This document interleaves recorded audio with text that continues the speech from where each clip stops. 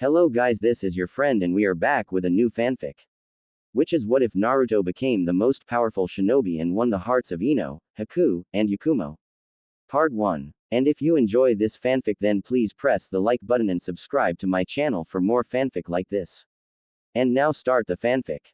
No, after about 8 years of the constant crap, sometimes it being literal crap, he got thrown at him. He had two options: try and seek the approval of those that would rather see him dead in a ditch, or say it all. Seeing as at this current moment he was being chased by the ever stereotypical mob, there were even pitchforks and torches. He found himself leaning towards the latter option. Who might this person be? Well, our main character, of course. Is there like an angry mob store where they get a group discount or something? 'Cause this shit is just ridiculous. Ladies and gentlemen, meet Naruto Uzumaki Namikaze, the pariah of Konohagakure no Sato. Most would be wondering why an 8-year-old kid would be running away from a mob of angry villagers out for blood at such a young age, and the answer is actually quite simple: Kyuubi. By the age of 8, young Naruto was much more mature and jaded than any child or person should be. But when about 89% of your own home village wants to have your carcass mounted on their wall, it kind of becomes your only option. Having lived on the streets after getting kicked out of the orphanage at the age of 4 and doing these fox hunts on a near monthly basis, Naruto knew damn near every nook and cranny of the village. Using said knowledge of his home village, Naruto knew the best place to lose the mob. Even if there were any ninja mixed among the crowd, he doubted they were of enough skill level to be any better than the villagers, otherwise he would have already been caught. Even still, as a precaution, he had picked out a route and a hiding spot that would lose even a seasoned chunin. Noticing that the beginning of his escape route was coming up, he ducked under a thrown rock and made a sharp left into an alleyway. Racing to the far end of the alley, he found the small hole in the chain link fence that would allow his small body to squeeze through to the other side. Not leaving anything up to chance, the young blonde continued running as fast as his little legs could carry him to his next obstacle. Making another quick left and using the momentum he had built up, he threw himself onto his chest and slid through a small window into an abandoned warehouse. Naruto felt the sting on his chest, notifying him that he had scraped himself up pretty badly with that last maneuver he had pulled, but the alternative of letting them catch him was far worse. Quickly looking for the ladder that would lead him to the roof of the building, he spotted it in a dimly lit corner and made a mad dash for it. Climbing it as fast as he could with his lung burning and his body aching all over, he finally pulled himself up onto a catwalk of sorts. Continuing on with his survival-inspired obstacle course, he ran to the end of the rusty and rickety catwalk and, finding the loose window pane, opened it and was welcomed back out into the moonlit world once more. A quick sprint later and he was opening and closing the door of a stairwell leading down to the building across from the warehouse he was just in. Considering this was the slums of Konoha, he highly doubted any of the members of the mob would still be following him at this point, so he jogged down the stairs, still being as quiet as possible just in case. Murphy's Law seemed to dictate his every move after all. Finally reaching the bottom of the staircase and consequently the end of his life or death Olympic sprint, Naruto could do nothing but collapse onto the cold concrete floor. Laying on his back, the only sounds that could be heard were those of the rats scurrying to and fro and Naruto's own ragged breathing. Even with his own Uzumaki enhanced stamina and Kyuubi adding to that, running for your life for the better part of a half hour would leave most anybody tired. I'd give you a 10 for execution, but your showmanship could use some touch-ups. Considering your age though, I am still rather impressed. Echoed a deep yet smooth and even-toned voice from somewhere in the building. As soon as our little blonde protagonist had heard the beginning of the words, he had instantly frozen up. Even now Naruto held his eyes shut and slowed his breathing and hoped with all that he was that Murphy had not him over yet again. As much as I would enjoy a game of opossum with you, I would much rather have a civil conversation. Finally the disembodied voice gained shape, though the shape wasn't exactly welcoming. The owner of the voice seemed to literally melt out of the shadows, shrouded in an all-black cloak that looked like it had seen better days. Regardless of its torn and ragged appearance, it still served the purpose of completely covering the figure from head to toe. The only thing really discernible about the figure was that he was damn near 6 foot, was male, and his body looked to be built to hit both hard and fast. Despite his rather bleak and short life, Naruto liked to think himself an optimist of sorts, but even he knew that there was no escape. While the figure had been talking to him, he brought up his mental map of the area and knew that any and all escape routes would require him to expend energy he just simply did not have at this moment. Even if he could somehow muster some magical force to give him an extra energy boost, he knew that based on what his instincts were telling him about this imposing dark figure standing only feet from him, he would not make it too far. Sighing, the sun-kissed blonde decided that if the stranger had wanted him dead, he would have not been getting up anytime soon, and if the stranger was just biding his time or drawing it out, well, he was already dead, so might as well enjoy it. Naruto attempted to rise into a sitting position, but soon hissed in pain and groped at his chest in a bid to stop the horrible pulsing pain coming from there. Suddenly the pain was replaced by a warm feeling washing over his body. Naruto would have fallen asleep if it were not for the rather loud sound of something metallic clattering at his side. Looks like when you pulled off that little slide maneuver of yours, you weren't exactly paying attention to what was on that floor. Turning his head to look at what had caused the metallic clang, he saw that the figure had pulled out a handful of thin, jagged pieces of some kind of metal. Mustering what breath he could, Naruto managed to mutter out a small, "Thank you." "No problem, kid. Now how about we get to that little chat of ours, hum?" Reaching out his hands, the figure grabbed Naruto around the small of his back and raised him into a sitting position against the wall. The figure unceremoniously plopped himself down onto the floor in a cross-legged sitting position. Ensuing was a very awkward silence. Naruto tried to find out anything else about this mysterious man as subtly as he could, with no success. The damn cloak hid everything from sight. Naruto couldn't even make out a face or piece of hair because of the cloak's hood. "So, I'm assuming you have some questions you wanna ask me, huh?" began the strange man. Well, what did you do to get those metal shards out of me without, well, cutting me open?" questioned the young blonde. "Well, that's a pretty lengthy explanation, so in a nutshell, I healed you," provided the figure with an obvious chuckle at the end. Having to resist the very heavy urge to either sweatdrop or facepalm, Naruto attempted to move the conversation forward by asking his next question. Well, why did you help me? I'm not ungrateful or anything, but, well, most people wouldn't do that for me." "Well, that answer is pretty simple. I'm not most people. More specifically, I'm not some inbred, backwards, hat villager that can't tell the difference between a jailer and its ward," spoke the figure in a calm and even tone, which was surprising considering the colorful words he had just used. What now?" spoke the now thoroughly confused Uzumaki. Don't get him wrong, he agreed with the man's views on the villagers, but the whole bit about a prisoner and ward had left him at a loss. "I see, so you don't know. What do you know about the night of October 10th? spoke the now serious figure. Though how Naruto knew that he had no clue because that damnable cloak. "My birthday?" asked the now even more confused blonde. "Yes, your birthday, and also the day of the Kyuubi attack," continued the shadowed figure. "Well, the Kyuubi attacked and the Yondaime Hokage fought it and eventually defeated it, saving the village but at the cost of his own life," Naruto stated, "right?" he added, now feeling very suspicious. Shifting his body so that he leaned against the wall across from the young kid, he sighed and began, "Well, that is mostly true. You are missing some very vital parts to the story. First off, yes, the Yondaime fought the Kyuubi and died to defeat it, but the reason he died was because he used a kinjutsu that summoned the Shinigami. Now, not even the Shinigami could destroy the Kyuubi, as it is a huge massive construct of chakra, or in other words energy, and energy cannot be destroyed. So instead the Yondaime did, well, something retarded. He chose a baby that had been born that night, and that was as far as the stranger got before he was interrupted by Naruto, and sealed it into the baby, and that baby was me, wasn't it?" Most thought Naruto to be some stupid kid who knew next to nothing.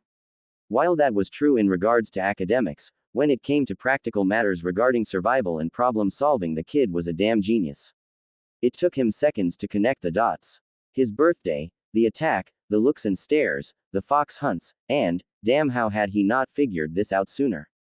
There was just no way that there could be that many coincidences without there being a reason. With a heavy sigh, the stranger replied, "You got it, kiddo." Giving Naruto a few seconds to deal with this rather significant revelation, the stranger then continued, "So how you feeling there?" "Why?" was the soft reply. Giving another sigh, the figure stood to his full height and leaning against the same wall intoned, "Gonna have to be a little bit more specific than that short stuff. Why did he choose me for it? Was it convenience? Did my parents not care? Who were my parents? No more lies," ended the now sobbing 8-year-old. The stranger couldn't blame the kid. The poor bastard had grown up an orphan, hated by most anyone he had ever encountered, and when he had found someone he thought he could trust and who genuinely cared for him, he finds out the old monkey had only been lying to him. "I didn't really know your parents personally.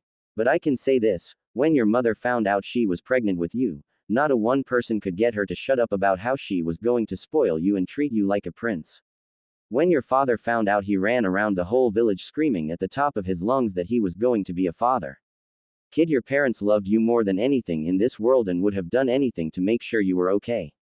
At the end of his speech, the cloak wearer saw Naruto smiling the biggest smile possible and silently crying.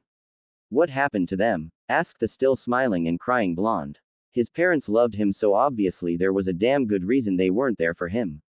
That's both complicated and simple. To start, your mother was a gorgeous and deadly redhead kunoichi by the name of Kushina Uzumaki. Konohagakure no Sato, the strongest hidden village in all of the shinobi world. And after having survived all three of the great ninja wars as well an attack from the strongest of the Biju, it had rightfully earned that title. However, at this moment Konoha didn't seem to be the strongest ninja village but rather a city like any other. Shopkeepers were opening their stores for the day, foreign merchants were setting up tents and stalls, there was a blonde teen racing through the market district, mothers were walking with their children, and the sounds of someone vehemently cursing the evil beings known as paperwork could be heard throughout the village. Yes, just another day in Konoha. I can never just catch a damn break, huh? It's always gotta be something. Spoke the blonde teen known as Naruto. A lot had happened in the years following Naruto's meeting with the strange cloaked man, though from an outside perspective it seemed as though nothing had ever changed. To most, Naruto was still the blonde idiot who some, though a significantly less amount, still wanted dead. Soon after the meeting with the man, Naruto had almost disappeared from Konoha. For about 2 years the only time anyone saw him was when he would come into town for the occasional visit to Ichiraku Ramen, and after that not even the Anbu could find him. The Sandaime knew this for a fact, as he had tried to find out what the blonde was doing and where he was going by having Anbu tail him. But try as they might, they could not find hide nor hair of the Jinchuriki unless he was seated at his stool in the ramen stand. Soon Sarutobi grew worried. The part of him that saw the little blonde Uzumaki as his grandson feared that something or someone had gotten their hands on him, and the Kami no Shinobi side of him feared much the same but for an entirely different reason. After all, it would not do to have Konoha's Jinchuriki fall into the wrong hands. Then after 2 years it seemed as though Naruto had moved back into Konoha from wherever he had been for those 2 years. A vast majority of the people who had hated Naruto had seemingly either forgotten about it or moved on with their lives in those years as well.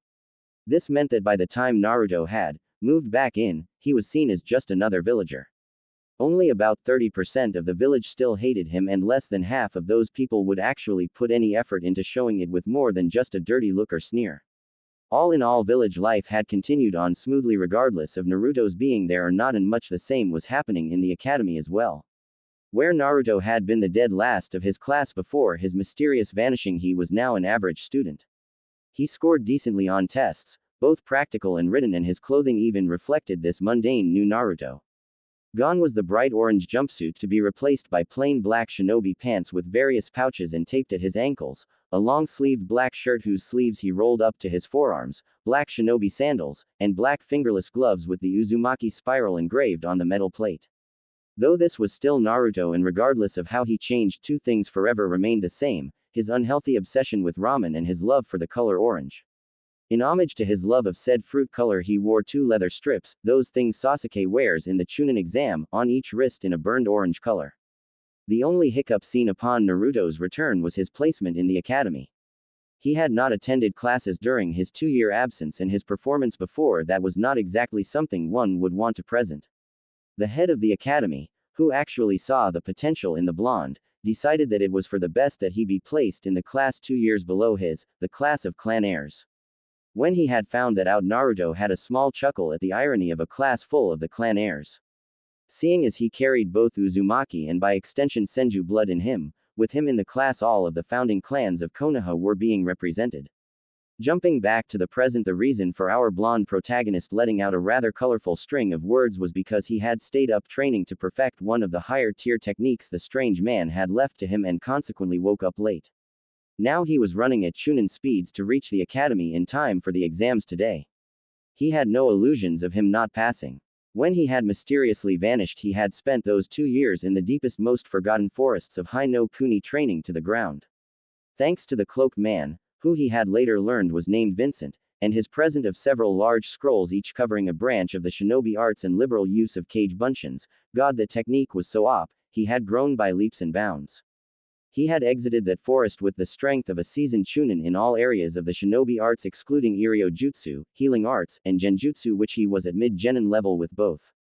But hey, can you blame him? He held in his gut a 1,000-year-old massive construct of chakra whose species were known masters of illusions and who healed almost any wounds save life-threatening ones in seconds to minutes, and even the life-threatening ones could be healed given a day or two of rest. And that was coming from a 10-year-old. When he had started living in the village once more, his training may have slowed in comparison to his time in the forest, what with various factions breathing down his neck and all, but he had still maintained a rather rigorous training regimen. At this point in time he was rather confident that he was at least mid-Junin level with almost all branches of the ninja arts. However, thanks to his Uzumaki blood, he was damn close to being a master at Fuinjutsu. Somewhere near his father's level, but not even close to his mother's near sage level of mastery. Thanks to journals and notes from both his parents, which he had liberated from Sarutobi, and his own blood, his growth in the area was astounding. If anybody knew of Naruto's true skill level, they would call bullshit, both because of his track record and in the shinobi world. Knowledge may win some battles, but it was experience that won wars. There was no better example of this than their own Hokage, Hiruzen Sarutobi. The man had seen more in his lifetime than even he was comfortable with admitting. Generally speaking, the man was, yes, a powerful shinobi with his library of jutsu, but it was his experience and know-how that allowed him to use said jutsu to their maximum potential and saw him survive the 3 great ninja wars, had won him innumerable battles, and had earned him the title of Kami no Shinobi. To those naysayers, Naruto would simply scoff. He had not trained that hard and learned as much as he did without knowing that. Both his mother and father had overly stressed the dangers of arrogance in their world. His father had stated in one of his journals that an arrogant shinobi is a dead shinobi even if they don't know it yet. What people didn't know was that Naruto had indeed gained some battle experience these past 4 years. When he needed money, he would venture out, sometimes in a cloak reminiscent of the man who had saved his life, and bingo book in hand search out bounties. He started off only going after the smaller D-rank bounties in the first few months, but in the last year he had begun to hunt some plenty powerful C-rank missing nin. That wasn't taking into account the many odd creatures he had begun encountering occasionally when he visited the older parts of Hai no Kuni. They all varied in size and various shades of black or dark green, but it was easy to see how they were all of the same species. The creatures all had tight gaunt skin stretched across their frames showing their bones in some sections, an elongated skull with sickly yellow eyes, a mouth full of teeth as sharp as any kunai, and they were nearly all covered in spikes that looked like broken bones that could be used as either a blunt weapon or a sawing blade depending on the individual creature. He did not know what the hell they were, but they were strong, fought in packs of 5 or 8, and were a pain to kill with their spiked hide. Back to the present once more, we see Naruto jump onto a tree branch next to the academy and leaping through a window land in his customary seat with arms folded and feet kicked up on the desk. "You can never just do anything halfway, can you?" Came the giggling voice of one of Naruto's best friends, Yakumo Kurama. He had found the girl crying to herself when he was coming back from one of his many bounty hunts. Naruto could not stand the sight of a crying girl and so had gone to try and comfort her. He may have succeeded if not for the Edo demon that occupied her mind, taking advantage of its container's broken state and attempting to use Naruto to escape. The Edo had made a very big mistake trying this. The demon may have been powerful in its own right, but it was nowhere even close to the level of power that Naruto's own demon wielded. Suffice to say that Kyuubi did not like to share, especially when it came to its Jinchuriki. When the Edo had tried to take over the blonde's mind via Genjutsu, it found itself face to face with a pissed Kitsune. Kyuubi had then proceeded to absorb a quarter of the illusion demon's Genjutsu power to give to its container. Since it was not a power of the Bijus, the seal would not try and stop the chakra from spreading, allowing Naruto more power in the area of illusions. It then gave Naruto a seal much like his own containing the rest of the demons, filth.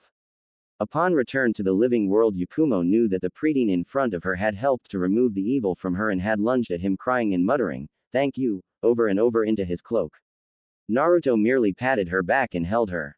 When she had regained composure, he had explained what the seal he now had was and that it would siphon the power the Edo had back into her at a stable rate, allowing her to grow into the power. She had asked him to help her with her training and he had agreed to do so after suffering at the hands of the infamous puppy dog no jutsu.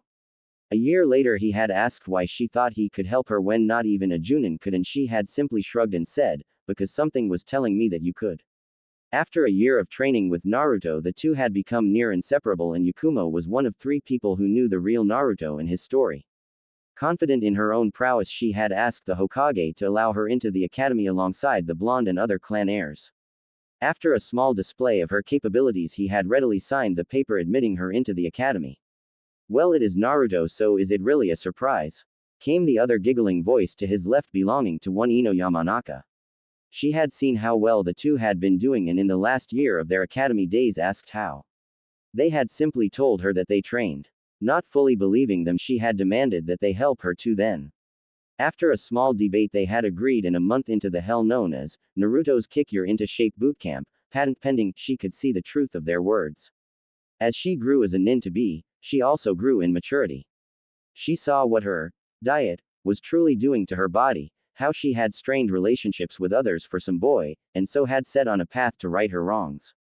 Her parents were all too happy to see their little girl trying her hardest, and after a tearful hugging session, they were a happy family once more. She had attempted to mend her friendship with Sakura, but the girl was too far gone as a fangirl and was convinced Ino was just trying to one-up her. Seeing that it was a wasted effort, she had reconnected with her childhood friends Shikamaru and Choji. Soon, though, it was obvious how close Ino had grown to Naruto, and she was often seen with him around the village along with Yakumo. The two preteens had seen what feelings the other had for the young blonde and started a rivalry of sorts to see who would claim the Kyuubi container first. They still respected the other though, and kept it small and trivial, or as small and trivial as they could. The older generation often joked that the two's rivalry closely resembled the rivalry of one hip, silver-haired Junin and his youthful counterpart. "Why must the two of you be so mean to me?" spoke the now crying blonde. "Oh, hush up, you big baby," spoke the ever bossy Yamanaka. "You act like we actually hurt you." She started only to stare in shock and slight rage as she saw the black-clad form of her crush wailing into the arms of her brunette rival, who was currently consoling the blonde by stroking his hair, whispering things about the mean blonde not hurting him while she was around. "Oi, the hell," she shouted at the two. "See, Ino, this is why he likes me more," Yakumo said while being as mature as possible. Okay, she was sticking her tongue out at Ino, but that's besides the point, right? "He does not. Watch, I'll show you, you damn brunette." Rounding on the blonde, she instantly went from jealous and angry to sweet and innocent whilst pulling a bowl of ramen from somewhere.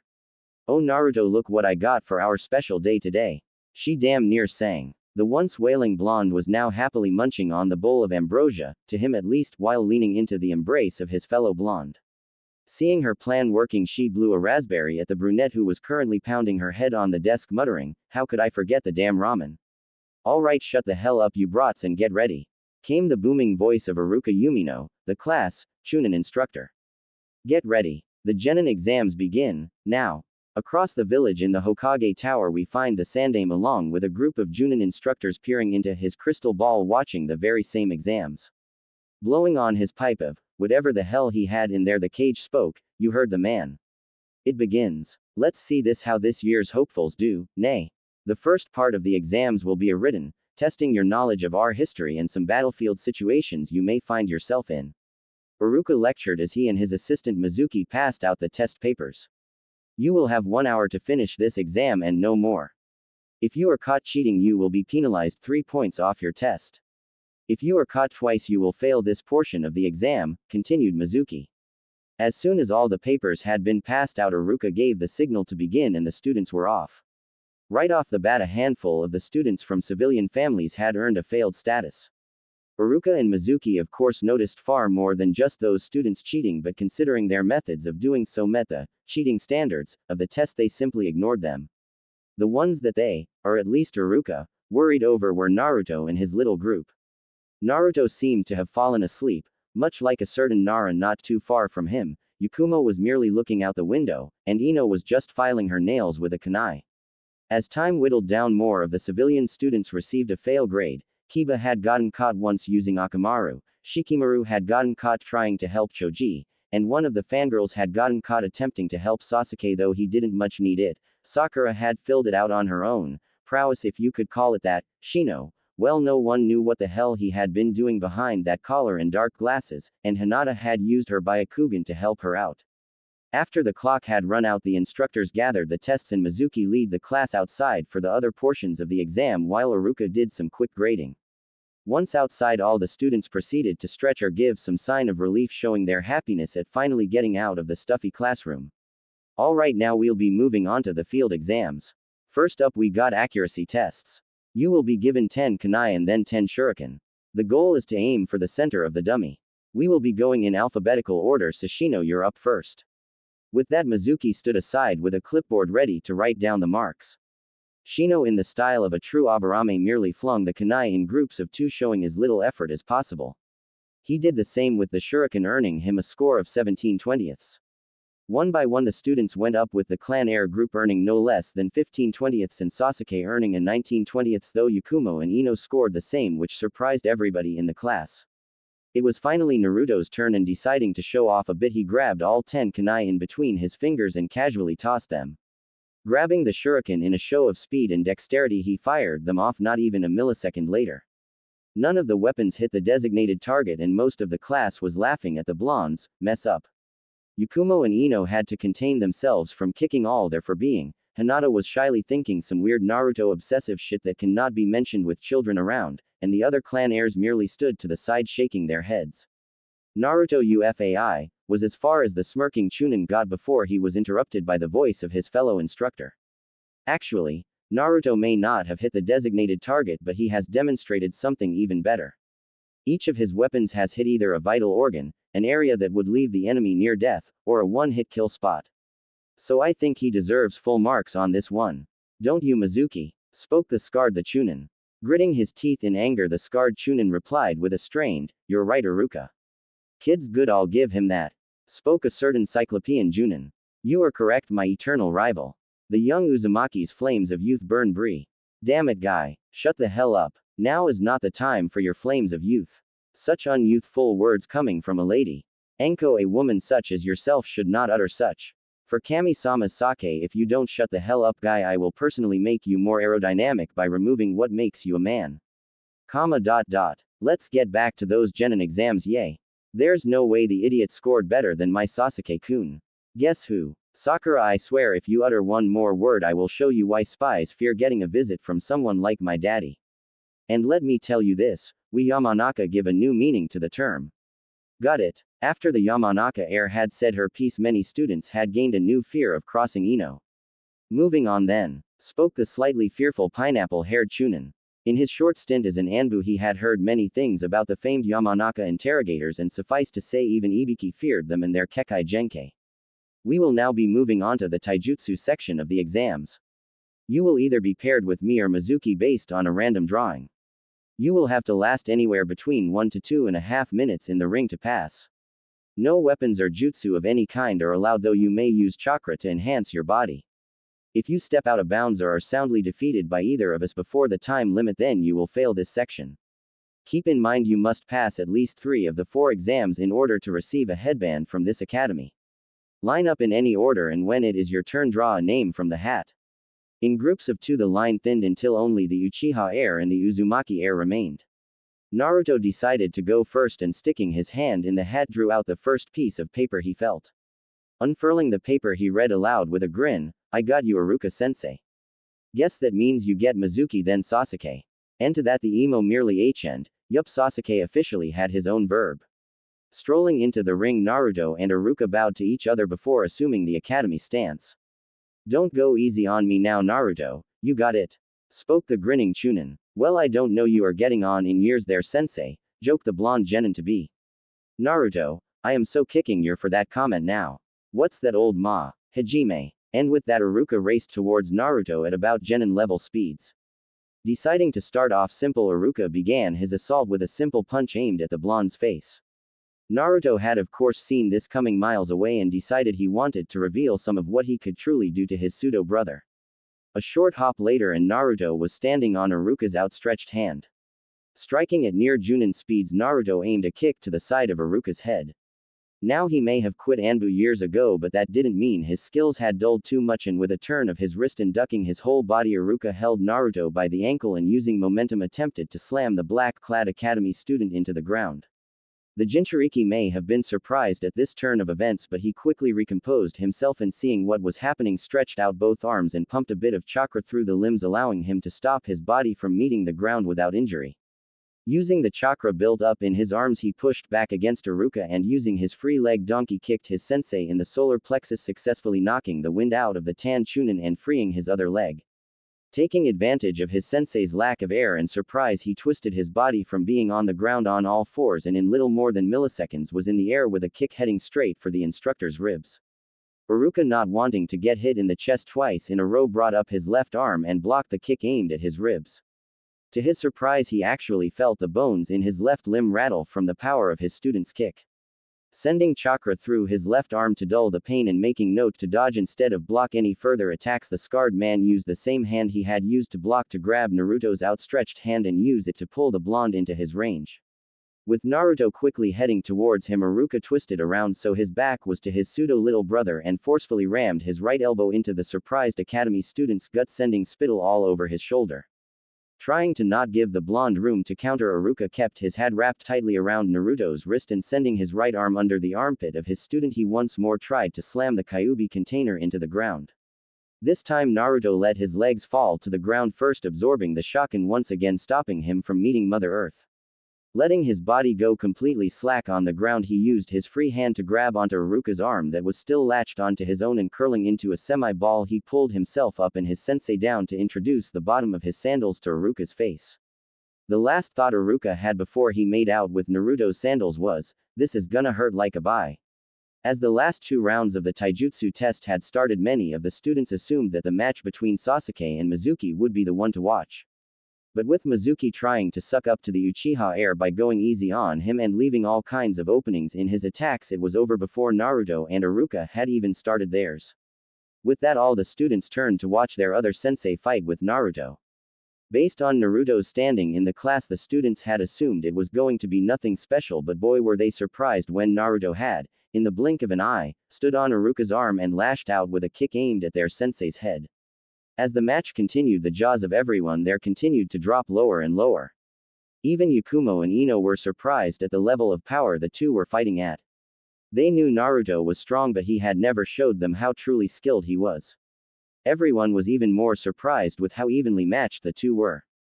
The students of course knew that their instructor was strong in his own right, but with as comical and boring as he seemed most of the time, they would have never imagined that Iruka could fight at such a level. In the Hokage Tower, the group of Junin and even the Hokage himself were shocked at the level of skill being displayed by an academy student and a Chunin instructor. Some among the group knew that Iruka had been in Anbu at one time, but thought that after years of teaching at the academy that his skills would have dulled considerably, but here he was grappling and fighting at a mid-Junin level. Even more surprising was the fact that one Naruto Uzumaki was the one responsible for pushing Iruka to fight at that level. Now what the academy students didn't realize was that this was even more shocking because this was pure taijutsu being used. Many of the Junin and even the Hokage himself suspected that had this been an anything goes kind of match, there would have been a great deal of collateral damage as well as many more surprises. This also confirmed for Sarutobi that Naruto had been hiding a great deal of his true strength, among other things. Normally this wouldn't bother him, but considering this was both someone he considered his grandson and the village's Jinchuriki, he couldn't very well let it slide without knowing the true extent of the young teen's power. It also didn't help that Naruto had stopped referring to him as Gigi and their bond had become strained when the young blonde had Dissa. He knew something had happened when Naruto had vanished. Looks like he would need to have a talk with the blonde Uzumaki soon. As Naruto was helping Iruka walk back to where the rest of the class was, his instinct screamed that something was going to happen soon. Taking note of it, he broadened the area that his senses normally encompassed to a slightly larger area. He also made sure to activate his empath sense as well to be even safer. Naruto had always been able to get a feel for what intentions people had for him ever since he could walk, but it wasn't until he met Vincent that he understood why. It seemed that being an empath was somewhat of an Uzumaki trait, and it had appeared in several of the Uzumaki clan's greatest clan heads to some degree. He guessed that he must have inherited it from his mother, and thanks to having the mightiest of the tailed beasts stuck in his gut, the sense had been amplified to even greater heights. He wondered if it would be passed down to any children he had, like a Kekai Genkai. For the moment he just put that thought into the ask Kyuubi later pile. Alright class, onto the last portion of the exam. You will be asked to perform the basic 3 academy jutsu, Kawarimi, Henge, and Bunshin. If you have anything else you feel would showcase another skill you have, this would be the time to do so. Anything you show will be counted as extra credit, announced Iruka. Majority of the civilian students fared decently enough on at least 2 out of the 3 jutsu, and a handful of them even had some other jutsu or skill they had learned elsewhere earning them their headbands. The clan heirs all did perfect on the basic 3, and all of them had a clan jutsu to show off what their clan was known for. Deciding to return to his average performance again, Naruto performed the 3 jutsu as asked, and as extra credit performed a minor wind jutsu that would put out campfires or cover tracks, which disappointed Iruka, Yakumo, and Ino, as they had wanted to see what else Naruto could do. Wrapping his arms around the shoulders of his 2 best friends and with his patented foxy grin on, Naruto said, "So girls, we've passed our genin exam and are free the rest of today. What say we go celebrate?" "Sorry Ruto, but daddy and my mom wanted to have a family dinner to celebrate tonight," sighed the slightly saddened Ino. She loved her family dearly, but she was still very tempted to go with her crush. "Yay, my aunt and uncle wanted to do the same. Sorry Naru-kun, but I promise we'll do something together tomorrow, okay?" Yakumo said, trying to cheer up the blonde. Though his foxy grin was now gone, he still smiled to cover up his sadness in front of the girls. "Yay, of course. Don't even worry about it. You two go home and have fun, alright?" With a hug and a kiss on the cheek from both girls, Naruto found himself alone. He had come to accept his life as an orphan long ago, and thanks to his somewhat sensei Vincent, he had gained closure with the matter. That still didn't make it any less depressing on days like these. As he mused on what it would have been like had the events the night of his birth not happened, he found himself in one of the taller trees surrounding the village walls. As he was gazing at the moon, his senses flared, and his empath sense, he really should come up with a name for it, warned him that there was someone feeling very anxious and devious close by. Turning around and sending chakra into his eyes to allow him to see further, he spotted a man he didn't really like and who didn't really like him carrying something he shouldn't. Deciding to take out some of his more negative feelings on the bastard, he jumped down onto a lower branch and waited. Kami-sama, this guy was slow. Right as Naruto's patience was about to run out, Mizuki burst out of the foliage with a crazed grin on his face. Naruto's sweat dropped at the fact that Mizuki hadn't even noticed him yet. God, how the hell did this guy even become a chunin? Shrugging and deciding to take advantage of the situation at hand, Naruto waited for the right moment before he leapt up and axe-kicked Mizuki, sending him plummeting to the forest floor. Naruto waited for a bit before he heard the satisfying sound of the traitor's body hitting the floor and the subsequent scream of pain accompanying it. Chuckling to himself, he calmly leapt down to the forest floor to find Mizuki struggling to get out of the crater he found himself in. Whistling, Naruto began, "I guess I put more power into that than I thought. Oops, haha. What the hell? What the air you doing here, demon?" came the pained voice of Mizuki. "Ouch Mizuki, you wound me," Naruto said with a fake hurt look. "And I was actually just out enjoying the lovely night air when I happen upon you with what looks like the village's scroll of sealing. Now I may have just gotten my hit I ate, but I'm pretty sure that chunins don't have that kind of clearance." Finally getting into a standing position, even though he was shaking and hurting all over, he grunted out, "You demon brat. I won't even be marked as a missing nin if I kill you here and now." Sweet dropping once more, Naruto began, "Okay, seriously, how stupid are you? First off, the majority of the villagers don't even give a shit about what I do anymore, and look at where you are and what happened all of like a minute ago." Scoffing, Mizuki defended, "That was just because you caught me off guard. There's no way you could actual L," was as far as Mizuki got before he was interrupted by Naruto's foot meeting his face. The Chunin turned traitor was then reminded that Hi no Kuni's trees were some of the thickest and hardest in the whole elemental countries, and it didn't look like he was getting up anytime soon. "Are you serious?" Face palming, Naruto sighed and gathered the traitor on one shoulder and the scroll of sealing on the other. He had no need for it because most of the jutsu didn't suit his style, and any that did were already in either the scrolls Vincent gave him or in the ones his parents had left to him. "Guess it's time for that talk with Sarutobi. Probably what all my senses were warning me about." Sarutobi was a very patient man, and if all you did for most of your day was sit behind a desk and do paperwork, you'd be patient too, or insane, probably both. But his young pseudo-grandson was testing this patience.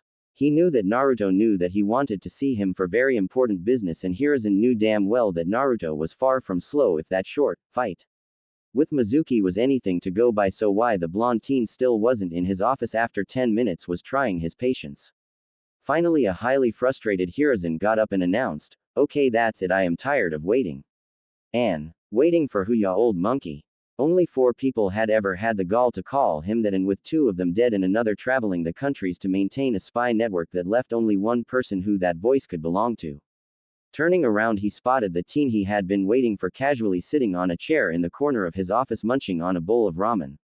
He then spotted the body of one unconscious silver-haired traitor along with the scroll of sealing haphazardly thrown on the sofa next to said teen. How the, I'm getting way too old for this shit, lamented one very stressed Hokage. I'll say, I've been here for the past like 3 minutes waiting on you to notice me, chimed the Jinchuriki. I'm not even going to try and dignify that with a response. Now first off, Anbu. With that 3 shadows appeared standing as straight as possible in front of the Hokage. I want 2 of you to escort Mizuki to the T&I department and find out exactly who he was working for, and I want the last one of you to take the scroll of sealing back to its proper place in my library. With a small, hi, the 3 Anbu along with the scroll and Mizuki vanished from the room. Turning his gaze upon the now serious blonde, he began, now Naruto, we need to have a talk. First, I would like to congratulate you on completing your first A-rank mission. Your mission pay will be deposited into your account before the night is out. However, we have more pressing matters to attend to. Sarutobi noticeably sagged in his chair and assumed a look that showed how old the man actually was. What happened to you? First you disappear for 2 years, and when you come back you're hiding things from me, you stop calling me G. Let me stop you there, Sarutobi. Naruto cut in with an uncharacteristically serious tone and stern look. I'm gonna tell you this right now. Where I went and what I did is frankly none of your business. All I will tell you is that I received help from someone, and that same someone revealed to me things that had been kept away from me for far too long. Sarutobi noticeably cringed at that. I feared that that was the case. I take it you know everything then. Everything from the fox to whom my parents were, yes. Something you continuously lied to me about on several occasions. And that is the reason I no longer call you Gigi. You lost all the respect I had for you that day. But Naruto, you have to understand why I did it. I understand perfectly, Hiruzen. You were protecting the village from Iwa and Kumo coming for blood. And don't say it was for me. Had I been just any other child you wouldn't have cared. It's because I'm the village's weapon on a leash that you did all this.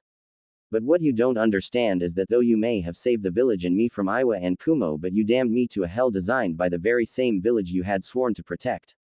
Naruto, they were just idiots that knew too much because someone thought it was a good idea to blab who the container of the demon was. The same demon who not hours before had nearly decimated the whole village. But your father wanted for me to be seen as a hero, yes, but that's not what he had in mind. Why do you think nobody knew that my mother was the container? Why no one knew that Mito Uzumaki was the container? They were powerful kunoichi married to equally powerful shinobi, cages no less. And even they feared what would happen if the secret were to get out. At this point, Sarutobi's age as well as the sins he had committed had really begun to show on his face. Even sadder was that at this moment he had stopped being the Hokage and was now just an old man who had made far too many mistakes in his long life. Please, I'm sorry, Naruto, cried the broken man with tears running down his face. I had your best intentions in mind. I never meant for any of this to happen. At one time I loved you like a grandfather. You were one of the few people I would have given my life for. I respected you. At one time you were truly the Kami no Shinobi, a respected and feared man. Now all I see is an old man who is too afraid to rock the boat for fear of another war breaking out. Maybe you should listen to yourself for once, sneered Naruto. You're always preaching about Konoha and the will of fire, and you're right.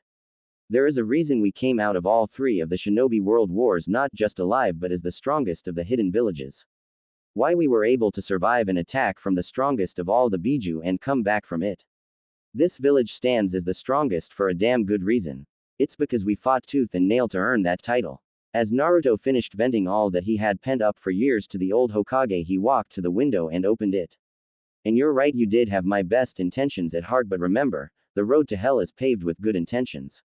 Goodbye, Gigi. With that said, Naruto leapt out into the village, leaving the broken man. As Naruto spoke his last words, something inside the man had snapped. I have lived my life regretting far too many things. I'm no better than Tsunade trying to drown her sorrows in liquor and gambling. It was because of this sorry state I was in that Orochimaru got away and is now one of our biggest threats. Enough is enough. I am the Sandaime Hokage, Sarutobi Hiruzen.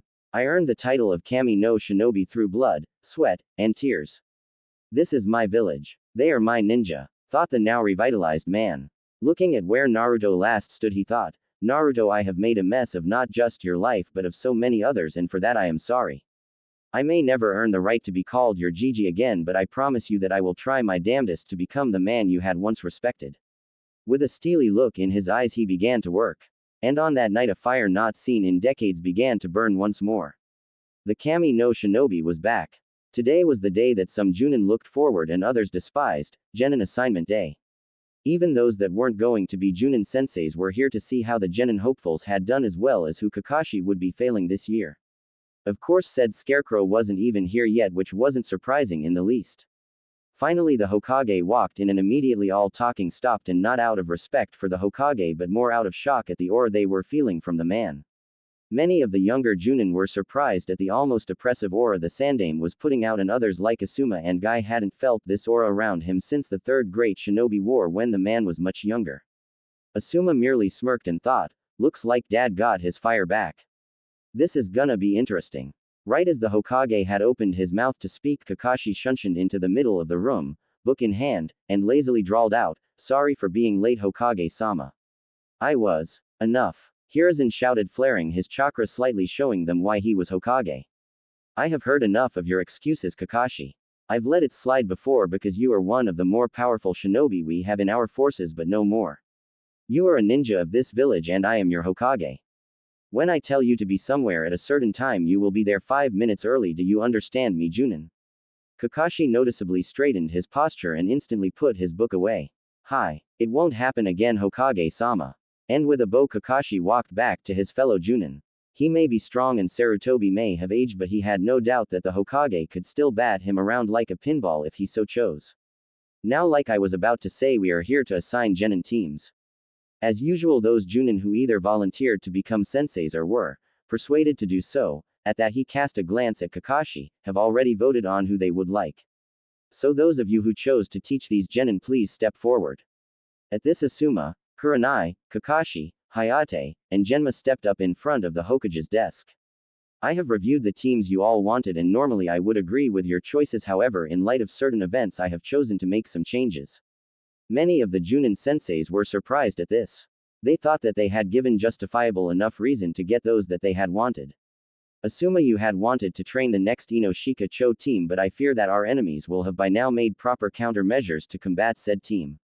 Instead, you will be getting Team 10 consisting of Shino Aburame, Choiji Akamichi, and Sasuke Uchiha.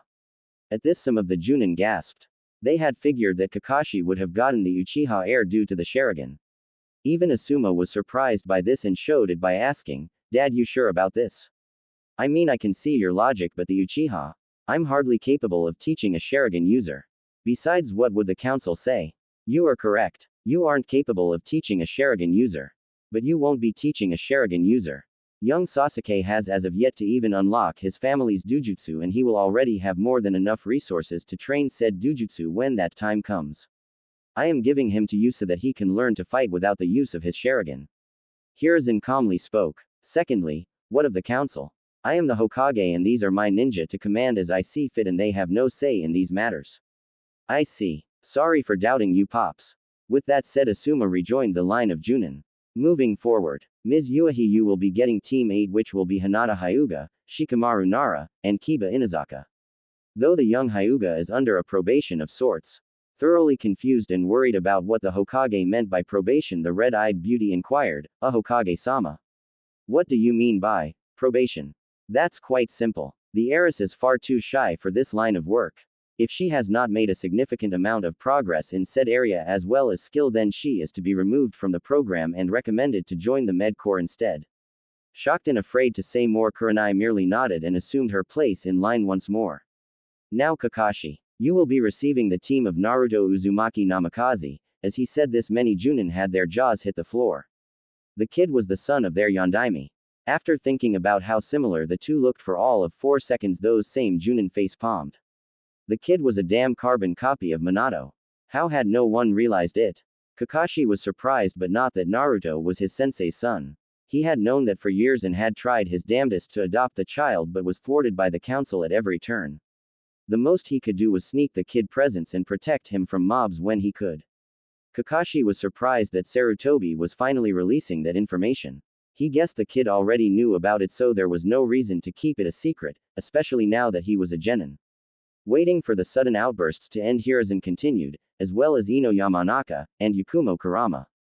You will be Team 7. Hayate and Genma received teams comprising of those with civilian backgrounds that had also passed the genin exams. As team announcements drew to a close, most of the Junin left to either prepare a rough lesson plan and test for their genin or do Junin things. However, Kakashi stayed behind after receiving a glance from the Hokage. You wanted to speak to me, Hokage-sama? Inquired the silver-haired Junin. Leaning into his chair and taking a puff off his pipe, Hiruzen spoke. Yes, I did. Thanks to certain events, it has come to my attention that Naruto is stronger than what he would have us believe. Much stronger than that. Sir, if I may. He did beat Iruka in an all-out taijutsu match. Also, he is their child. It's not really that much of a surprise if he's stronger than most, is it? Asked the confused Junin. Normally yes, but there are reasons I am telling this to you. First off, as I said earlier, you are one of, if not the strongest Junin that this village has to offer. In a few more years I have no doubt you could claim this hat if you so chose. I am not saying this to praise you but to justify why I gave you the team I did. Hiruzen took a breather and relaxed into his chair more. Yakumo a few years ago was completely incapable of most any kind of physical activity. Kurenai had tried to help her much like Guy helped his young protege, but where Guy succeeded, Kurenai failed. The girl had then become consumed by her darker emotions, and with as potent as her bloodline was her mind, created a defense to stop her power from tearing her apart. Sadly, the defense it chose took the form of a demon named the Edo. The Edo would have consumed her and went on a rampage using her powers to try and destroy our village had she not met a certain blonde. Sarutobi took a pause here. Kakashi saw the look of sadness flash across the man's eyes as he mentioned the blonde teen, but chose not to say anything out of respect for the man and his personal life. I don't know what Naruto did, but only a year later she had gained near full mastery of her Kekai Genkai, and her physical prowess, while not too impressive, was bordering on genin level. Considering the girl was not too far off from being handicapped by her condition a mere year before makes it all that more astonishing. The Scarecrow was of course surprised by this. He had after all seen the girl perform, and she was at least at Chunin level with her taijutsu, as well as with her weapons proficiency. He could only imagine how strong she was when she went all out. Ino Yamanaka was at one time a Sasuke fangirl and was one of the more fervent of the bunch as well. In the last year of the academy she made friends with Naruto, and just like Yakumo there was a massive jump in power. The only thing that was keeping her even slightly better than her once friend Sakura was her clan jutsu, but by the last month of the academy the girl was in the running for Rookie of the Year. Sir, I understand that you've given me quite the powerful bunch of genin, but why are you telling me this? Sighing, Sarutobi continued, we had no idea, scratch that we still don't know exactly how powerful Naruto truly is, but I wouldn't be surprised if he was closing in on your level of power. The fact that he's known about the Kyuubi and his heritage since he was 8 has allowed him a massive amount of time to train. He has played an active role in training those two girls. If he was smart enough to mask his true power so he could slip under our radar, I have no doubts he convinced those two to do the same as well. What I am saying, Kakashi, is do not take these three lightly. They may well be at Junin level already, and Naruto could be even past that if he has learned to harness the power of his ward.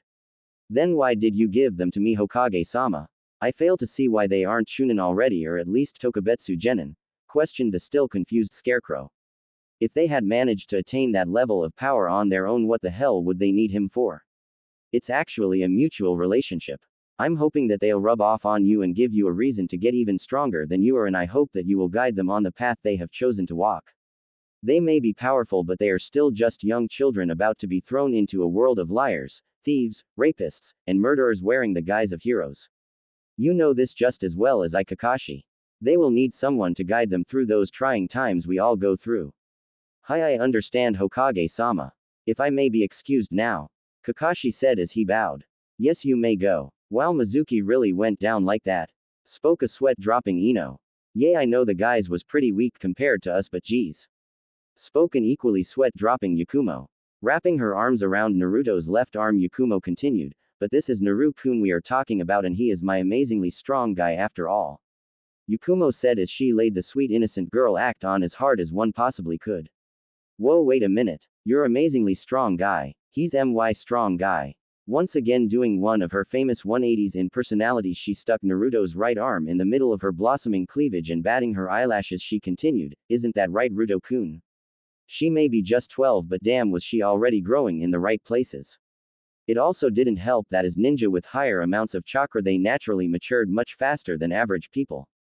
And boy was Ino using that to her advantage. Yakumo was as usual left pouting as she lacked in the curves department. That's not to say she wasn't an attractive girl in her own right though. Where Ino was sultry and Yakumo was classy and refined, though she wasn't being very refined at the moment as she was currently tugging her crush towards herself while childishly sticking her tongue out at the rival for her crush's affection. Naruto was, as usual, left sweat dropping and at a loss for words. He dearly cared for both of the girls but could never find the words to tell them that. He was rather stunted in the affection department after all. Wait a minute. At this, Ino let go of Naruto's arm she had been tugging at, causing the blonde to tumble into Yakumo, landing them in a very compromising position. Yakumo was far from being a prude, but she wasn't a perv either. Never mind the mini collection of Ika she had under her bed, but finding herself underneath the body of her crush centimeters away from touching lips, and it was understandable why the poor girl was blushing as much as she was.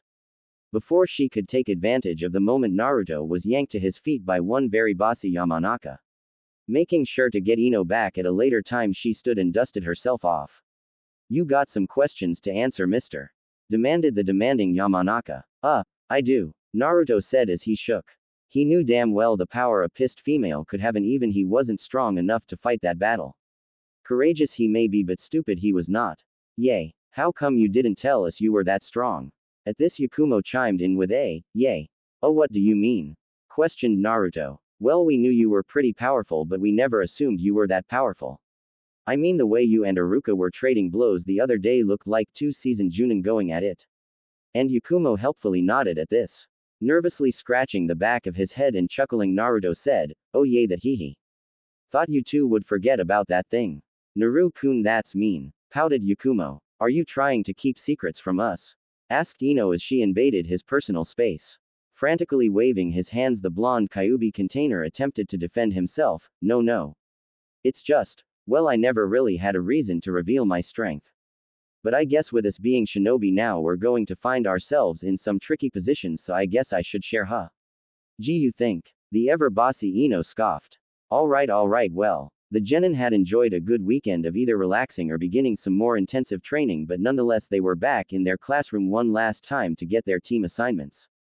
Iruka walked in with clipboard in hand and a warm smile on his face. He had seen these kids go from snot-nosed brats to snot-nosed brats who could kill someone with their bare hands and defy all laws of nature at a whim. Ah, the joys of being a teacher. Clearing his throat, he attempted to get the class's attention and was prepared to use his infamous demon head jutsu, but was surprised when they actually shoot up when he asked. He knew that they had realized what kind of life they were going to be walking into and that they would need to be at their best, or they just wanted him to get it over with already. Yay, that last one was probably it. Oh well, he had done his part. It was up to their Junin senseis to knock some more sense into them. Alright class, I'm going to keep it nice and simple. I have seen you all grow up into some talented nin to be, and I can say with the utmost confidence that all of you here have the potential to do great things. Who knows, maybe one of you is the next Hokage, or maybe your team will be the next Sannin. But know this, no matter what, watch out for each other. In this world of ours, friends and comrades may be the only thing between you and death. Cherish the bonds you make. You are now ninja of the leaf, so wear your Hitai with pride. You are the next carriers of the will of fire. My generation has had our time. The future of Konohagakure no Sato is in your hands now. Do us proud, Iruka announced with the utmost amount of pride in his voice. The genin all looked at each other and nodded with the biggest smiles on their faces. They had done it. Years in the academy had all paid off. Today was the day. With that out of the way, I'll begin announcing teams. First up with Hayate Gecko as sensei, we have Team 1 with, and on Iruka went down the list until he had finally reached the clan air groupings. He may have said that they all had the future in their hands, and he meant it, but he especially meant it to these kids. They were to be the future leaders of the founding clans of Konoha after all, and as a consequence would have a direct hand in the laws and policy making of this very village. Team 7 will consist of Yakumo Kurama. Yakumo grinned and crossed her fingers, hoping she got her best friend and crush on her team. Ino Yamanaka, The two girls high-fived with grins. They may be rivals for Naruto's heart, but that didn't mean they hated each other, far from it. Yakumo had lived a sheltered life and had never had any real friends. She of course eventually became friends with Naruto, but he was a guy and her crush. When she met Ino it was different. She could talk to her about girl things that she couldn't very well talk to Naruto about. Ino was much the same. Sakura had never been a good girlfriend in the first place, so Yakumo was her first actual best girlfriend. And the final member of your team will be. Iruka paused intentionally. He had to milk this moment for all it was worth. Both the girls latched onto Naruto like he would disappear at any moment. Naruto Uzu was as far as he got before the two girls screamed in happiness that they had gotten their crush and pseudo-sensei on their team. They may be kunoichi now, but they were still preteen girls with a crush after all. Naruto merely sat there with his foxy grin on. He had worried that they wouldn't be placed on the same time, but maybe this was the Sandaime trying to apologize to him. He knew that that was probably the case, but he also knew that the man may also have ulterior motives. Alright, you two. Let me finish. Yay. Now, as I was saying, your final team member will be Naruto Uzuma. I'm so stupid. The genin were surprised as Iruka was never one to curse without good reason, and he was now also pounding his head on the desk. What the hell was he doing? Naruto narrowed his eyes at this. Unless our sensei is the Hokage himself, there is no way that Iruka would have reacted like that. There has to be something to this, but what was? Oh shit, the old man did he? Taking a break from making a spectacle of himself, he gave Naruto a pointed look and asked, "Did you know about this, Naruto?" "Know about what, Iruka-sensei?" asked a very suspicious blonde. "Your full name?" At this, all the students turned to look at Naruto. He had a longer name. They had never paid much attention to him, and since there wasn't an Uzumaki clan compound, they had just assumed his parents were either civilians or forgettable ninja that had died when he was young or something. Naruto sighed before he replied, "Yay, since I was 8. My old sensei told me the whole story." Whoa, wait, Naruto had a sensei when he was young. That explained how he showed up and started doing as decently as he was, as well as his 2-year absence from the village. But what was this whole thing about his name? Guess the Hokage wanted it to be known finally, so do you mind? Inquired Iuka. If he told these kids, there was no doubt the news would spread like wildfire among the village. Knowing the villagers, they would either riot in denial, though not very likely, or turn Naruto into a damn celebrity. And he knew Naruto wasn't comfortable with either of those options. Yay, sure. I can handle any backlash it may cause now. I have a feeling the Hokage is prepared as well if he's releasing it, sighed Naruto. This was gonna be a long day. Okay, if you say so. The final member of Team 7 is Naruto Uzumaki. Namikaze. It took most of the others to remember why that name was famous, but when it clicked, their jaws dropped. Naruto was the son of their Yondaime Hokage. Due to the shock, Kiba accidentally said what everyone else was thinking. Holy shit, Naruto is the son of the Kiroi Senko, Yellow Flash. The only ones not shocked at this discovery were Yakumo and Ino. When Naruto had told them he would share his secrets, he damn well meant it. He had told them everything. The fox, his heritage, his sensei, why he met his sensei, all of it. Iruka coughed as a way to try and regain some semblance of order in the class. Team 7, your Junin sensei will be Hatake Kakashi. At this, Naruto was surprised. Why wasn't Kakashi teaching the Uchiha kid? He was the only one in the village who could possibly train the kid on how to use his Sharingan. Team 8 will be Shikamaru Nara, Hinata Hyuga, and Kiba Inazaka. Your sensei will be Kurenai Uehi. There was no whoop or anything. After that bombshell, the kids had been stunned to silence. Taking advantage of the unusual drop in volume in the class, Iruka continued. Team 10 under Asuma Sarutobi will consist of Shino Aburame, Choji Akamichi, and Sasuke Uchiha. Grabbing his clipboard and some papers, Iruka said his final words to his now ex-students, "I'm proud of you guys. Remember, my door is always open to any of you. It was an honor teaching you kids. Be safe out there." With that, Iruka bowed and the kids bowed to him as a sign of respect to the man. And with that, Iruka left the room. Before the kids could begin pestering Naruto with questions, Hayate and Genma showed up to grab their teams. Not seconds later, Asuma and Kurenai showed up as well to take their teams. As soon as the room was cleared, Yakumo and Ino looked at Naruto with concerned eyes. "You sure you're gonna be able to handle it, Naruto? You remember what you told us might happen if the village ever found out, right?" questioned an oddly kind Ino. Yakumo was a girl of few words and simply wrapped her hands around his arm and laid her head on his shoulder. Had this been another time, Naruto's fellow blonde would have made a scene, but now was not the time. Naruto needed all the support he could get. With that in mind, she mirrored Yakumo. Sighing yet again, "Yay, I'll be fine. As long as I don't start getting gray hairs from all this sighing I'm doing today, haha." Taking his arms out of the grasp of the girls and wrapping an arm around each of the girls' waists, he continued with a grin, "Besides, I got two beautiful and strong kunoichi by my side, right?" "Of course," spoke a blushing yet still pumped Yamanaka. "You bet, Naru," murmured the very comfortable genjutsu user. "Though I wonder where our sensei is," she continued. "Oh right, almost forgot about that. Hey Inu, you can come out now." Naruto spoke, surprising the girls. Then they sensed it too. The chakra sitting at Iruka's desk. Turning, they saw a silver-haired man wearing the standard Junin uniform with his Hittite covering his left eye, with his feet on the desk reading a certain little orange book. They both face-palmed at that. How the hell had they missed the guy? Guess they had been too worried about Naruto to notice. They made a note to not let that happen again. Had this been anywhere else, they very well could have been dead and Naruto wouldn't always be there to save them. "I was originally gonna give you three a teamwork test, but seeing your current position I believe that may be a moot point," drawled the man. "So you're the famous Kakashi Hatake, huh? Our village's own Sharingan no Kakashi," Yakumo calmly spoke. Naruto had drilled it into them that knowing your comrades was just as important, if not more so, than knowing your enemy. One of the Leaf's best Junin and son of Tsukumo Hatake, the Konoha no Shiro Kiba, White Fang of Kana. "We got a pretty good sensei, didn't we, Ruto-kun?" spoke a grinning Ino. Kakashi was heavily surprised by the knowledge these two had on him. Most Chunin didn't even know who his father was and what he had done. Guess he was going to have to take this even more serious than what he had originally planned. "Nicely done, girls, but you're forgetting one last little tidbit," spoke a grinning Naruto. Turning to Kakashi, he began, "He was also the student of my father in the second incarnation of Team 7 and only a few years later was a well-known Anbu captain and was in the running for taking the position of head of the Anbu Black Ops." Naruto walked down to meet Kakashi and stuck his hand out. "He was also one of the few people who ever gave a shit about me. How've you been, Inu ni?" finished the now smiling Genin. Kakashi just chuckled and shook his head. He really was in for it with this team. "Good to see you again too, Naruto ni. Okay, so now that we are an official team, we need to get some things out of the way first.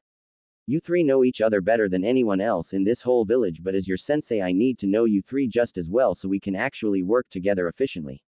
At this the three Genin nodded. He wasn't wrong. Just because they could work flawlessly together didn't mean anything if their Junin leader knew next to nothing about them and their styles. He had much more experience and was far stronger than them, well except Naruto. Even still, he did have an edge over even Naruto. He had been raised and fought in the last great ninja war and had seen and done things they may never have too. So to start it off, let's share our likes, dislikes, hobbies, your dream for the future as well as general strength level as well as what you think your specialty is. Pointing at the sole person with a normal hair color on the team, he said, "Why don't you go first, Shy One?" At that comment both Naruto and Ino chuckled. Yakumo, shy. With a noticeable tick mark she began, "First off, I'm not shy, you damn scarecrow. I just prefer not to say much, got it? Anyways, my likes are Naru-kun, Ino, and T. My dislikes, when Ino tries to steal my Naru-kun from me, people who intrude on me when I'm trying to get some peace and quiet, arrogant jerks, and people who use others. My hobbies include painting, observing others, meditating, and sightseeing.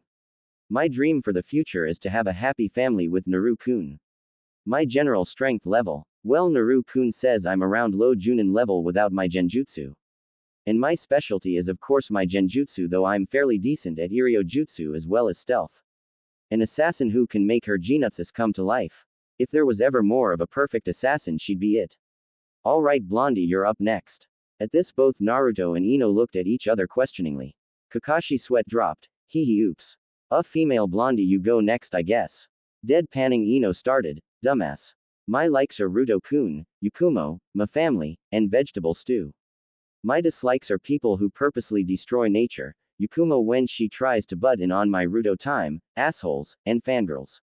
Of course my hobbies are tending to my family garden, spending time with Ruto, and studying the mind arts. My dream for the future is to be a good clan head and have a bunch of little blonde children with Ruto-kun. My strength level, well, I'm not as good as Yakumo yet, but Ruto says I'm around high Chunin level. My specialty is of course my clan's jutsu, meaning I'm great for recon and interrogation. I'm also pretty good with poisons and the like. I'm actually pretty good at Iryo jutsu too, boasted the proud Yamanaka. Can't say I blame the girl. A year ago she was a fangirl herself, and to have reached her skill level in that time gives her right to be proud. But still she's pretty much strictly a support member, and sadly at this time our weakest link when compared to her teammates. However, Naruto is probably working on getting her up to snuff, so no worries yet. Well, now on to our last member. Your turn, short stack, the Junin said with a teasing eye smile. How the hell could an eye smile be teasing? The teen grew a tick mark. I grew, damn it. And he was right. When he was a kid he had been rather malnourished and so was pretty short for his age. But now, Naruto stood at a good 5 foot 5 inches, which was a good solid height for his age. With a huff Naruto spoke. My likes are Yakumo-chan, Ino-chan, my old sensei Vincent, ramen, and the color orange. My dislikes are arrogant assholes, child abusers, a certain Uchiha, and people who prejudge others. At the remark about a certain Uchiha, Kakashi grew curious. Uchiha? There are only 2 left in the world, and Itachi never did anything to hurt the kid. In fact, Naruto loved Itachi. And as far as I know, Sasuke and Naruto could care less about the other. Who could it be? My hobbies include training, reading, researching, working on my own seals, and fighting people who give me a challenge. My strength level, without the help of my tenant, I'd say about Junin or Anbu level. I haven't really had a reason to use Kyuubi's chakra, but I can control up to 3 tails perfectly. At the 4th tail I can somewhat control it, but my bloodlust becomes hard for me to fight back. At 5, yay, let's hope none of you are around if I ever have to use 5 tails. My specialties are Fuinjutsu, Ninjutsu, and Kenjutsu. I'm decent at all other ninja arts. Naruto finished like he was talking about the weather. Oh yay, I forgot that because of Kyuubi I'm an empath. It makes me a sensor of sorts. Holy shit, he's that strong at 14. And that's without the Kyuubi. This kid can probably give Jiraiya a run for his money. I might as well hand the team over to him. Guess Hokage-sama was right. I'm gonna have to get stronger if I wanna keep up with these kids. Clapping his hands together and doing an eye smile, the scarecrow said, well, I guess it's my turn. My likes, my dislikes, good question. My hobbies are R-rated, hehe. My strength, well, you guys seem to know that pretty well. My specialty is ninjutsu and assassination, just you at that. Though I know my fair share of destructive jutsu as well. He looked at his team expecting them to be disappointed at what he had shared, but instead he found Naruto was eating ramen, and Ino and Yakumo were talking about clothes. Instantly Kakashi was in the corner of the rooftop, crouched over with a mini raincloud over him. You guys are so mean. Seeing that they weren't going to care anytime soon, he returned to normal, and with another eye smile Kakashi began speaking again. Well, I had originally planned on testing you guys, but again that's a moot point. Instead you have the day off, and come tomorrow we will begin training. Our schedule will be Monday, Tuesday, intensive training. Wednesday through Friday will be group exercises as well as missions. And Saturday and Sunday will be time to relax. Meet at Training Ground 7 tomorrow morning at 6. Ya nay. And with that Kakashi shunshined away. So Ruto, tomorrow we start? Asked Ino. Yup, now that the council has no say in what we do and now that we have a Junin sensei to back us, the real training begins tomorrow. Naruto replied. Yakumo and Ino both sighed at this. Looks like it was back to boot camp, Naruto style. Had been a month since Team 7 had been initiated as unofficial team of Konoha, and since then not much had changed with the village. Even the members of Team 7 hadn't changed all that much. Naruto still wore the same clothes he had been wearing since the academy, except now he usually wore his ragged cloak on top of that and left it unzipped, as well as he now carried a katana at his left hip. The hilt was deep crimson red and it had a black tassel that dangled from the pommel. Kakashi was still a pervert and lazy, but his fellow joinin could feel a change in his aura. It still exuded that same tone of laziness, but underneath that was a newfound well of power. Kakashi was strong, everyone knew that, but it seemed like he had gained a drive to grow even stronger once more. Yakumo had done the most drastic change and had completely changed up her outfit. She now wore tight black shinobi pants taped at the ankle and black shinobi sandals. She wore a black tank top underneath a mesh top, and over that she wore a deep purple sweater whose sleeves went past her hands. Hidden in the sleeves were seals Naruto had drawn that held Senbon, kunai, shuriken, and her paintbrushes. Those same weapons were covered in various poisons that Ino had actually made especially for her. Some of them kept her victims awake longer, knocked them out, paralyzed them, or straight up killed them on the spot.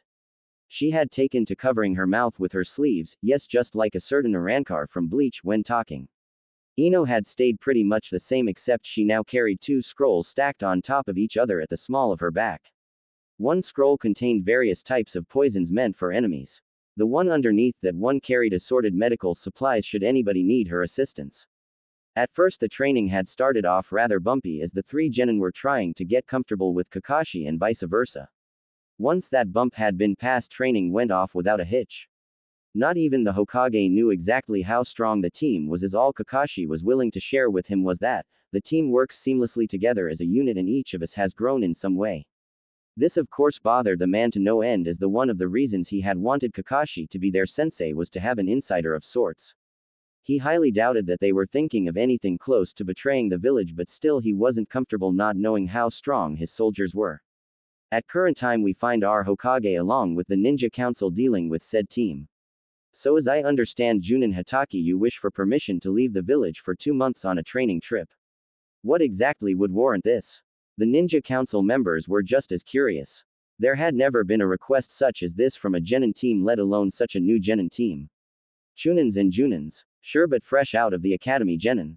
Unheard of. If I may, Hokage-sama, interjected the team's powerhouse. It still hurt the man deeply to hear a teen he had once bottle-fed and cared for refer to him in such a way, but he hid it well.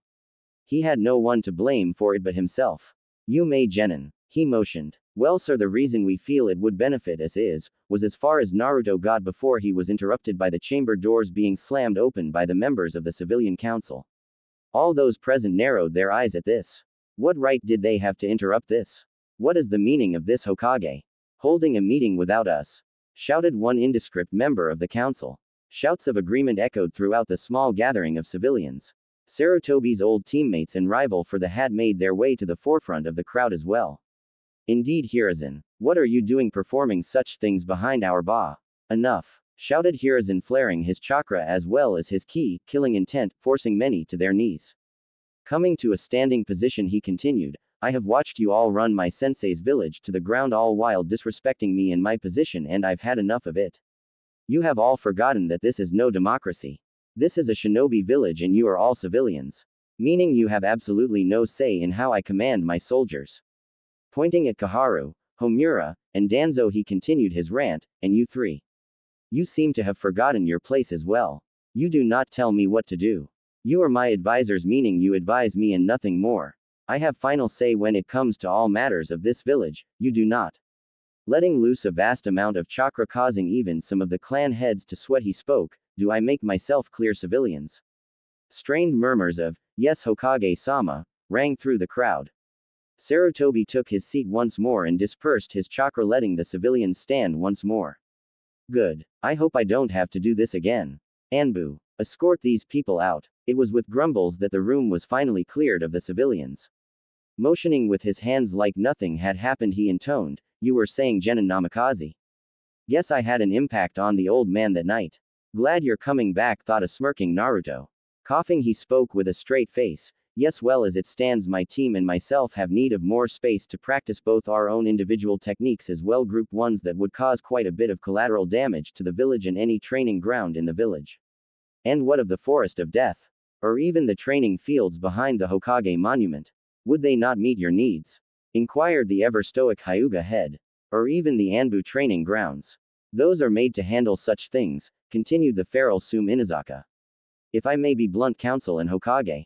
Questioned Naruto. At their approval, he bluntly stated, normally yes, but the use of my furry tenant is included in some of these as well as Yakumo's own bloodline.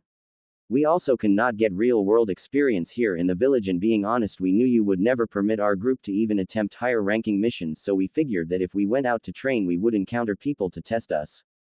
Kids damn smart, was the collective thought of among the ninja council. Hokage-sama, if I may, spoke a surprisingly alert Nara Shikaku.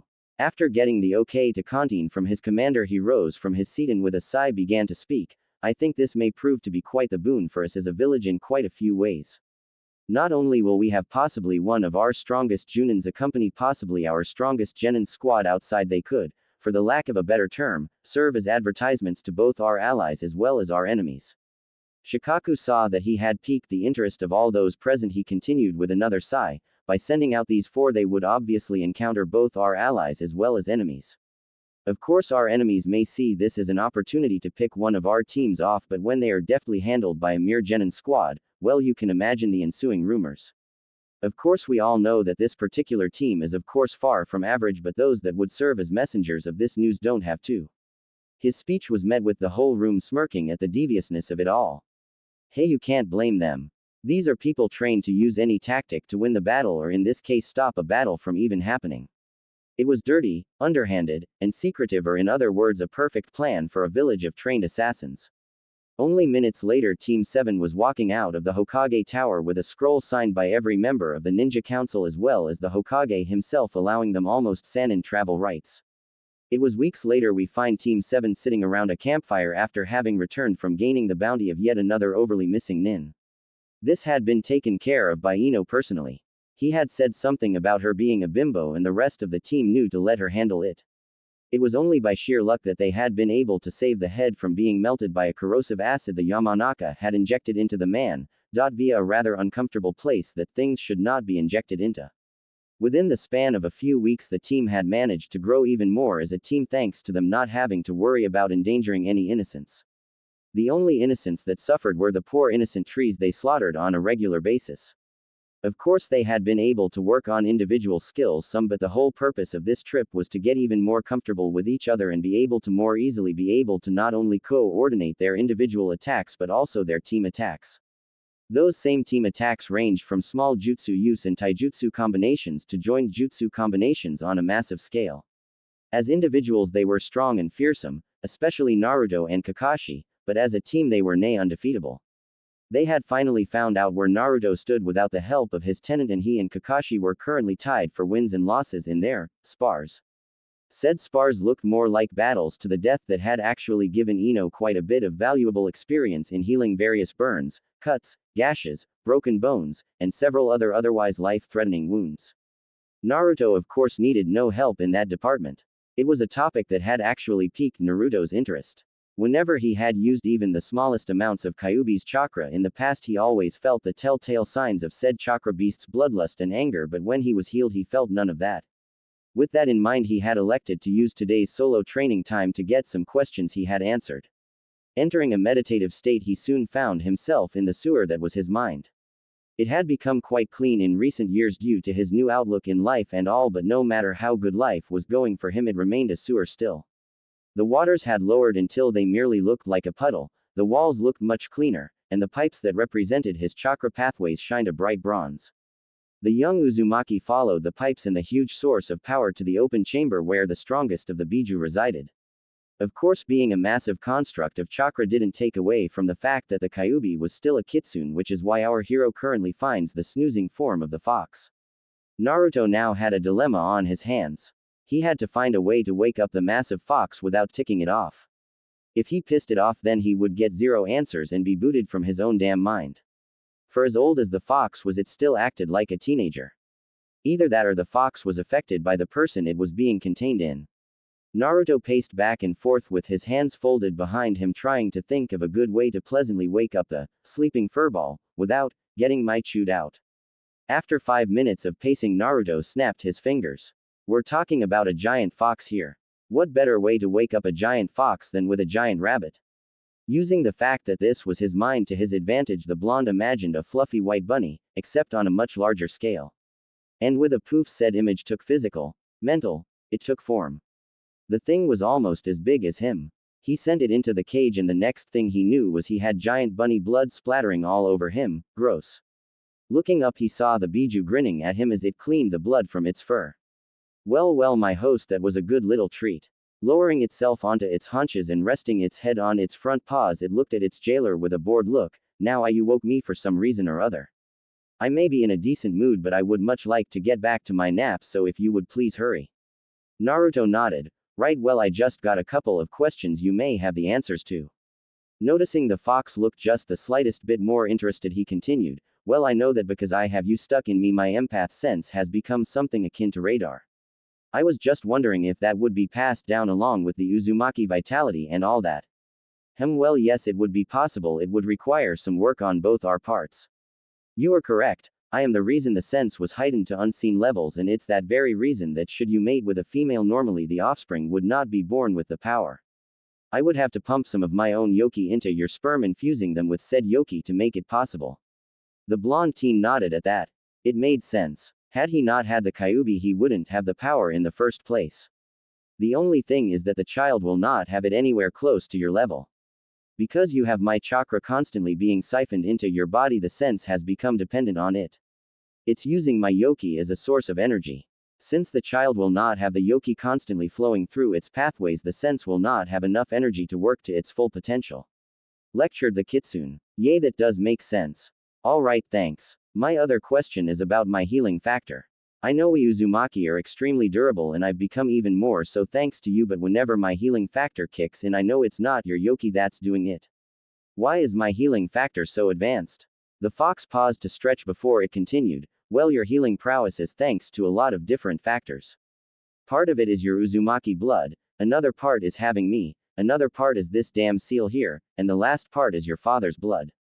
At this, Naruto was surprised. His father's blood. The guy was an orphan and had never been able to find out who his parents were.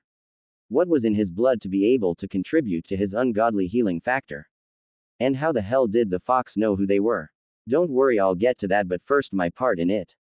You see, the seal you have on you may be vastly different from that of your mother and your ancestor Mito, but they also serve the same basic principle, binding me to them damn near down to the soul. Because of this, I have absorbed some qualities from them and vice versa. Your seal is much different in that you are allowed access to much more of my power, but in exchange we are quite literally bonded at the soul. This has allowed for some of my own qualities to seep into you. So my own greatness combined with the vitality of two very powerful Uzumaki women, and you have become close to being immortal. Normally the only way that you would possibly be able to die would be via decapitation or someone ripping out your beating heart. Anything short of that and you'll be coming back. You'd also be victim to the ravages of time, eventually. Probably not until you hit your hundreds or so, but you'd still fall victim to time. It looked like the Kyuubi had finally finished, but with a pointed look Naruto shut his mouth. Now, one of the most interesting things that contributes to your healing is your father's blood. How much of the inner workings do you know about your father's famed Hiraishin? Although he hadn't been able to fully master the technique yet, he had of course studied the notes on it. The thing was a fuinjutsu masterpiece, almost on par with the one on his stomach. Well, I know that the basic principle of it is that it bends the fabric of space and time around two certain points, the seal marker and the user.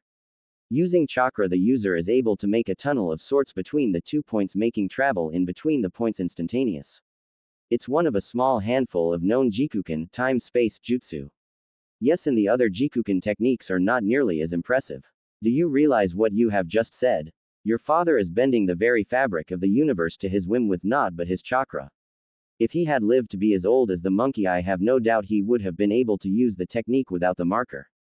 But back on topic. What your father is doing is something not even most of us Biju are able to do. I myself only have a very rudimentary ability to do something similar, and I'm thousands of years old. Spoke the now clearly awake kitsune. It may have at one point been angry at the man, but even it had to respect someone who was able to redirect a Bijudama tailed beast ball using a highly advanced Jikuken jutsu. As he finally came to realize what the technique truly was, Naruto's jaw dropped. His father was literally playing kami. The seals on the marker were honestly not all that complex. He had been able to understand a chunk of them after a couple of months and all of them after 3 years. What the hell else was his father doing that could possibly make such a thing possible? It's not what your father was doing, but more like what his chakra was doing. At hearing the booming voice, the teen looked questioningly at the massive Kitsu. What does his chakra have to do with this? Every living thing on this planet has an affinity. Everything from you ninja down to the smallest insect has an affinity to one or more of the elements. Some fall into the main 5 of fire, water, earth, wind, and lightning. Others, however, fall into sub-elements such as ice, magma, metal, and even light and dark themselves. Your father was from a very unique clan thought to have died out during the clan wars. That clan was responsible for the handful of known Jikuken techniques. The Namikaze clan was a clan feared by many for their jutsu and their affinity to Jikuken. Others looked at them as demons as they believed only the gods should be able to mess with time and space. Eventually the clan grew too full of themselves and attempted to time travel and plane jump. They failed and the backlash caused by that failure cost them more than half of their numbers. The other clans heard of their weakened state and pounced. Soon the clan had been erased from the annals of history for fear that others would attempt to recreate their techniques. Only someone the age of your Shadaim would have any kind of knowledge on that clan. Naruto sat there awestruck. He was not from just one clan that had been wiped out due to fear of their strength but two. But what made them so special? I mean, what gave them their affinity to Jikuken? I myself do not know of their origins as they had been around when the Rakudo Sennin was alive. However, I do know that their chakra had special properties. Much like Uzumaki chakra grants the user vitality and endurance, Namikaze gifts them with dense and powerful chakra. Their chakra was so thick and strong they could bend the universe as they pleased. It's that very chakra that allowed your father to invent the technique that gave him his name, and it's that very chakra that now runs through your veins. But how does that affect my healing? The Namikaze clan were like the Uzumaki in that because of the properties of their chakra and blood they were harder to kill than the average human. With the Namikaze their cells reproduced so rapidly and for so long that they had become near invulnerable to the destruction of time. Your mother looked to be in her 20s well into her 30s and your father was much the same. You'll probably look 20 well into your 60s. You my vessel are the closest to being immortal any ninja has ever gotten. Naruto sat on his too shocked to speak. He prided himself on being able to control his emotions and not look, well, like a fool, but this was just one of those moments. How could he not be shocked? At the age of 14 he was closer than anybody in the elemental nations to damn well being a kami. Everything about him was near perfection. He was bred to be great. Just. Naruto sat there gaping like a fish. The kitsune sweat dropped. Maybe it had said too much in one sitting. Coughing into its pause it continued, yes, well, that may well be a very intelligent response in the making. You would do well to remember who is after you and who else would come for you if they knew what you do.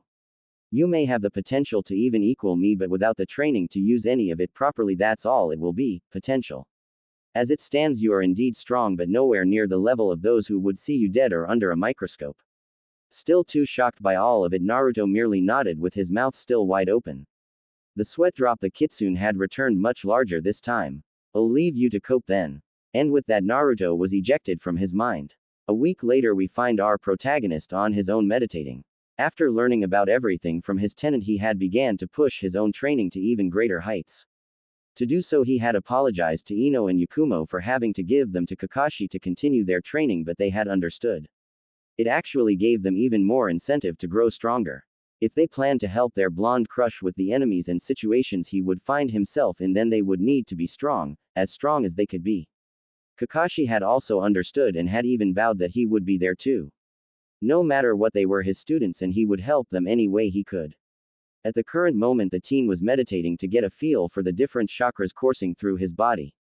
Of course, since he had been born with them and they had thusly grown into him, the different chakras had blended into one perfect, balanced source. He could still, however, feel the different qualities his chakra had. It was like Namikaze, Uzumaki, and Kyuubi's Yoki were rivers that all flowed into the lake that was his chakra. To begin to truly use the powers of each he had to be able to differentiate between them all. Using Namikaze chakra to do an Uzumaki technique may end less than pleasantly for him. It struck him as odd that chakra had a feel to it, an emotion of sorts. Maybe he was the only one able to sense it due to his empath powers, but nonetheless it was there. Maybe it had something to do with the chakra itself.